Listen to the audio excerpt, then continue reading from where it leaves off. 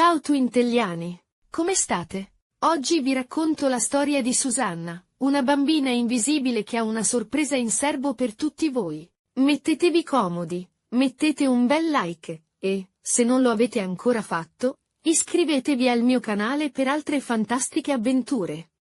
C'era una volta una bambina invisibile. Si chiamava Susanna e viveva in una città, piccola ma dai ritmi frenetici.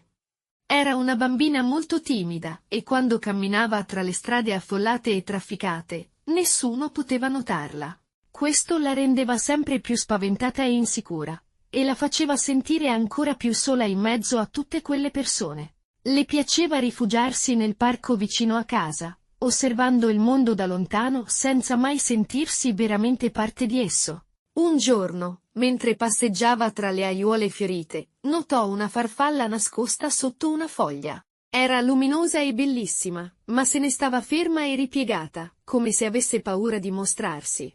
Susanna si fermò a guardarla. Quella farfalla così splendida, ma spaventata e isolata, le ricordava se stessa. Riflettendo, si rese conto che forse la farfalla si stava rendendo invisibile perché non aveva ancora trovato il coraggio di aprire le sue ali colorate. Allora le soffiò delicatamente addosso, così che la farfalla aprì subito le sue ali e volò in alto, mostrandosi in tutto il suo splendore. In quel preciso momento, Susanna provò una nuova sensazione dentro di sé. Capì che, proprio come la farfalla, anche lei poteva mostrarsi al mondo.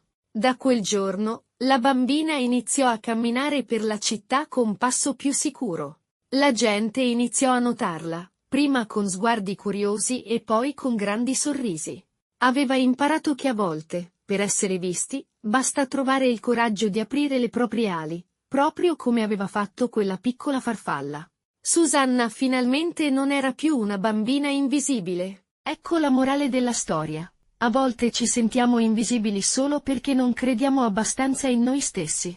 Ma quando troviamo il coraggio di rivelare la nostra unicità, scopriamo che il mondo è pronto a vederci davvero. Grazie per essere stati con me anche oggi. Alla prossima favola! Bye bye!